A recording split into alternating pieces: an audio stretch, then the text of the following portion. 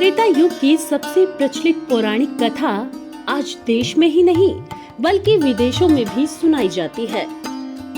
जब भगवान विष्णु के अवतार भगवान राम ने लंकापति रावण की कैद से अपनी पत्नी माता सीता को छुड़ाने के लिए रावण को पराजित कर असत्य पर सत्य की जीत का उदाहरण दिया था। लेकिन जिस रावण को माता सीता के हरण के लिए आज दुनिया जानती है, क्या आप जानते हैं कि सीता जी से पहले उसी रावण ने भगवान राम की मां कौशल्या का भी हरण किया था। आइए जानते हैं उसी घटना से जुड़ी एक बेहद हैरान करने वाली पौराणिक कथा के बारे में। मान्यता अनुसार त्रेता युग के समय कौशल देश हुआ करता था, जिसके राजा थे कौशल। राजा कौशल की एक बेहद सुंदर कौशल्या नाम की पुत्री थी, जो विवाह योग्य थी। राजा कौशल ने कौशल्या का विवाह करने का निर्णय लिया और इसके लिए उन्होंने अयोध्या के राजा दशरथ का चयन किया। अपनी इच्छा राजा दशरथ के सामने व्यक्त करते हुए राजा कौशल ने राजा दशरथ को विवाह का प्रस्ताव सुनाने के लिए अपने दरबार में आमंत्रित किया। शास्त्रों अनुसार माना जाता है कि जिस समय राजा कौशल अपनी बेटी और राजा दशरथ के विवाह को करा रहे थे, ठीक उसी समय लंकापति रावण ब्रह्मलोक में ब्रह्मा जी से पूछ रहा था कि उसकी मृत्यु कब और किसके हाथों हो सकती है।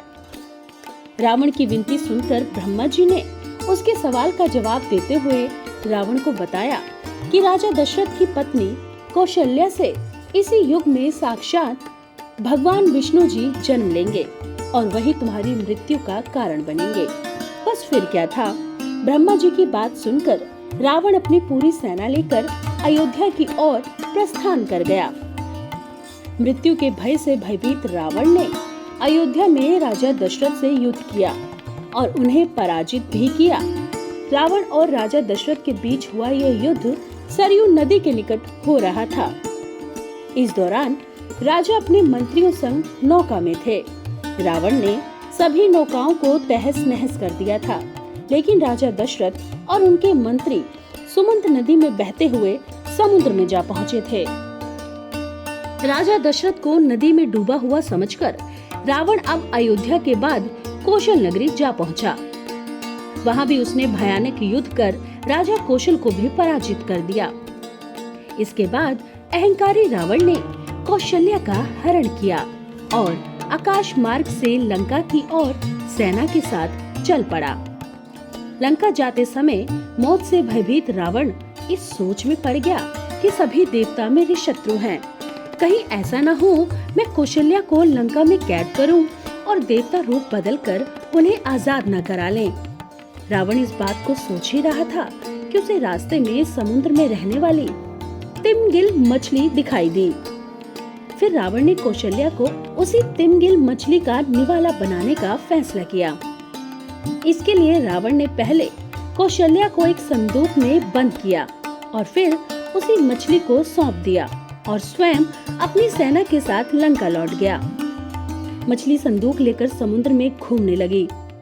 तभी अचानक तिमगिल मछली के सामने एक अन्य मछली आई और दोनों के बीच संदूक को लेकर युद्ध होने लगा। इसी दौरान संदूक समुद्र में गिर गया। उसी समय राजा दशरथ भी अपने मंत्री के साथ बहते हुए नदी के मार्ग से समुद्र में पहुँचे। वहाँ उनकी दृष्टि उसी संदूक में पड़ी। जब उन्होंने संदूक खोला तो उसमें से माँ कौशल्या निकली और उन्होंने राजा से अपनी आपबीती सुनाई।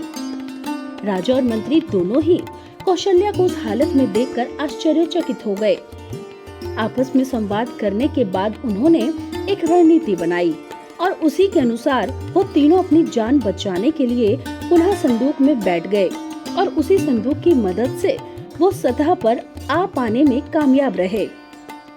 अहंकारी राजा दशरथ को डुबोकर और कौशल्या को संदूक में छिपाकर बहुत खुश था।